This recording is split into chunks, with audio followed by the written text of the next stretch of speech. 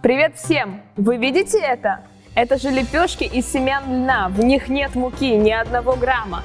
На нее я кладу рис, гуакамоле нашего приготовления, фалафель и получаю вкуснейший обед с собой. Вы правильно включили это видео, потому что сегодня мы расскажем, как приготовить отличный перекус в дорогу.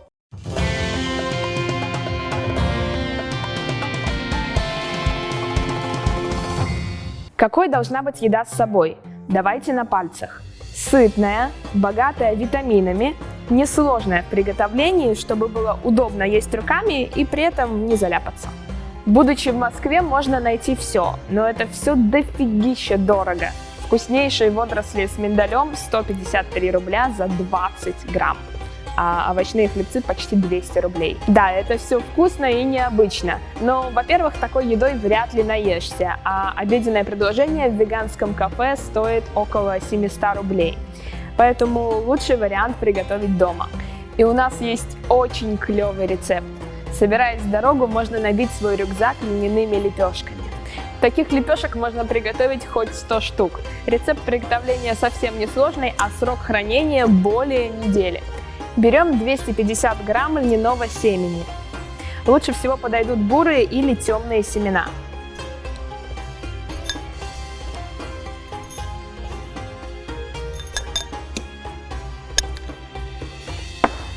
Изготовим из них муку в кофемолке. Кстати, ее потом еще можно залить водой, и получится отличная льняная каша на завтрак.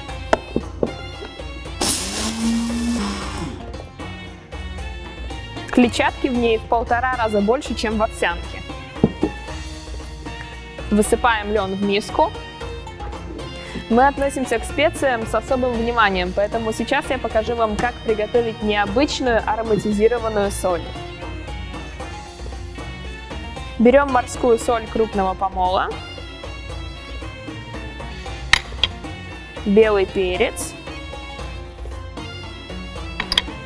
кориандр, фенхель и лавровый лист без стебля.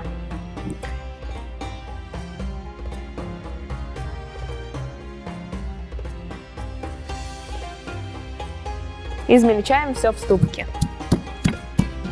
Экспериментируйте со вкусами каждый раз, чтобы открывать новые великолепные сочетания.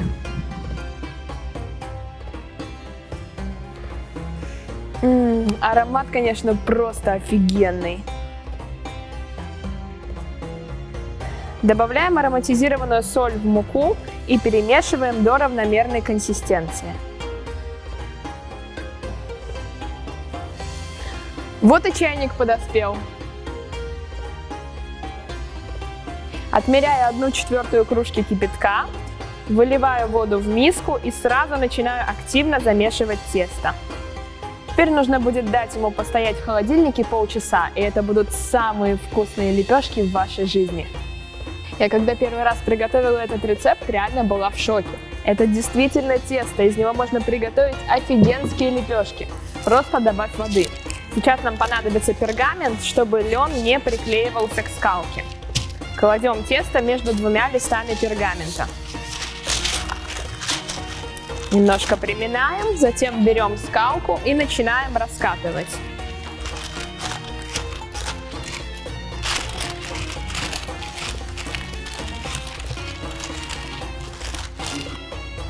Такие лепешки называются тортильи. Их можно приготовить из чего угодно. Вот вы, например, слышали о лепешках из цветной капусты? Мы обязательно покажем их для вас в следующих видео. Чтобы у лепешки были красивые края, мне на помощь придет эта миска. Я крепко надавливаю на нее, чтобы убрать лишнее.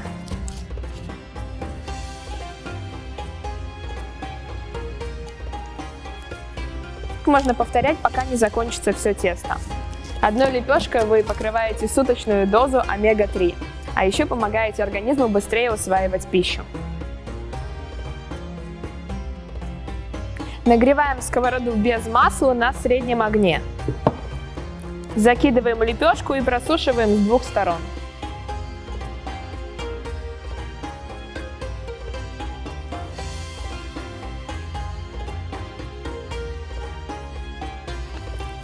В результате они должны оставаться мягкими и эластичными. Вот то, что надо. Так, контроль вкуса. Шикарно. Я вам обещаю, вы точно влюбитесь в эти лепешки. А прежде чем мы пойдем дальше, хочу попросить вас поставить лайк этому рецепту и подписаться на наш канал. 400 грамм консервированного нута. Пока что высыпаем только половину. Больше половины получилось, но ничего страшного. Так, 1 красный лук или лук-шалот, чили-перчик, ароматизированная соль, собственно, для этого мы ее и готовили, и свежая петрушка или кинза. Будет отличным дополнением. Все ингредиенты также можно нарезать и размять вилкой. Это больше для дорожного варианта. Мы же будем использовать блендер, а вы смотрите по ситуации.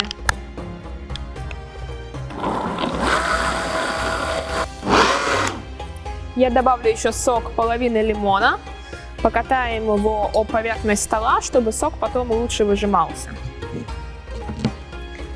Также можно использовать лайм. Или, например, апельсин. Так, выжимаем. Сюда же добавляем оставшийся нут, для того, чтобы оставались цельные кусочки. И взбиваем всего пару раз.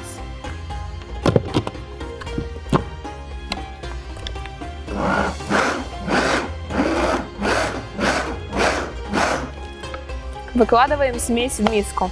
Кстати, бывает еще фалафель из фасоли и чечевицы, так что бейте в колокол, чтобы не пропустить и такой рецепт.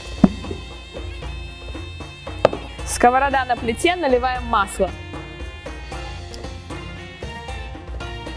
А в смесь добавляем 3 столовые ложки муки для обжарки.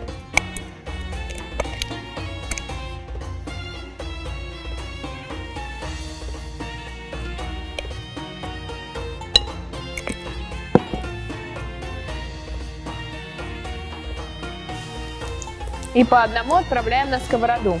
Подождите чуть дольше, чтобы появился поджаристый бачок.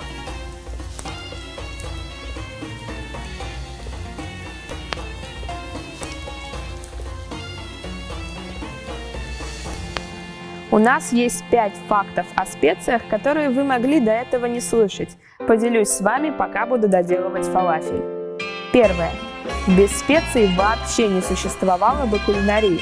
Только представьте, индийскую кухню, узбекский плов или наш фалафель, что сейчас жарится без специй и соли.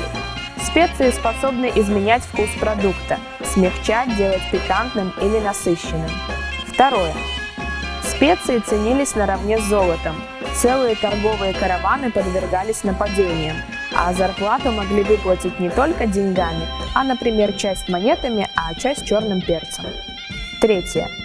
Арабы сочиняли легенды об опасных диких существах. Мол, корицу привозили из долин, кишащих змеями, а кассию, близкую родственницу корицы, собирали, когда с высоких известняковых утесов падали гнезда свирепых птиц, что ее охраняли. И люди верили, серьезно. Четвертое. За монополию на рынке специй разгорелась война между Голландией и Англией. Она длилась аж 200 лет. Война за специи звучит чуть благороднее, чем за деньги, хотя тогда это было одно и то же. Пятое. Сейчас торговля специями приносит миллионы долларов в год. Первое место в списке пользующихся наибольшим спросом пряностей занимает черный перец. За ним следует чили и кардамон. Да, удивительный мир. А сколько же всяких целебных отваров было, и когда медицины не было, по сути, только ими лечились. Вообще здорово было бы познакомиться с каким-нибудь столетним целителем, который все-все об этом знает. Но вернемся на кухню. Я уже закончила с фалафелем. Получился прям мега аппетитный. Смотрите, какой мягкий. И попадаются цельные кусочки нута. Так, контроль вкуса. Отлично! Но не хватает какой-то сочности. Нужно определенно приготовить освежающий соус с кислинкой. И для этого мы сделаем гуакамоле. Не покупайте готовый гуакамоле, нет, я покажу, как приготовить его дома. Мелко нарезаем зеленый лук. То, что вам точно понадобится, это спелый авокадо. Надеюсь, знаете, как выбирать? Если нет, пишите в комментариях промокод «Хочу», и мы обязательно покажем в следующих видео. Разрезаем пополам. Вот так можно легко вытащить косточку. Спелый авокадо легко отходит от кожуры. Надавливаем, чтобы выдавить всю мякоть. Теперь нам нужен хороший мягкий помидор. Порежем все вместе с авокадо.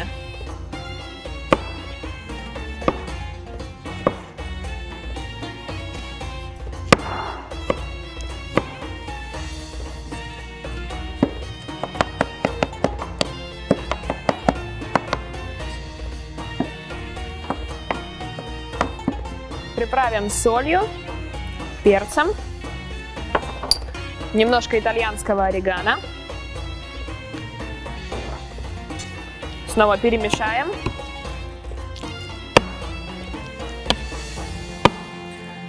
Теперь очередь жгучего чили. Не добавляйте, если не любите острое.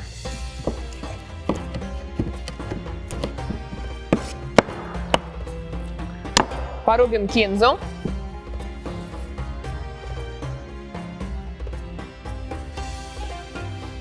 Ну а теперь лайм.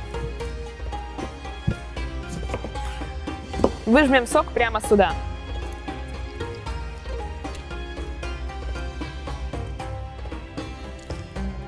Теперь снова порубим все и перемешаем с помощью ножа.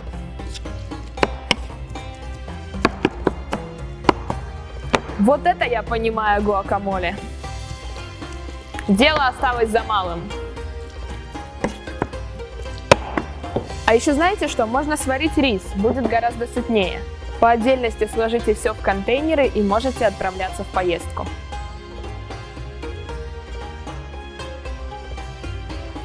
Я пока что никуда не собираюсь, поэтому контейнер мне не нужен. Буду пробовать прямо здесь. Берем лепешку, руками можно выкладывать рис.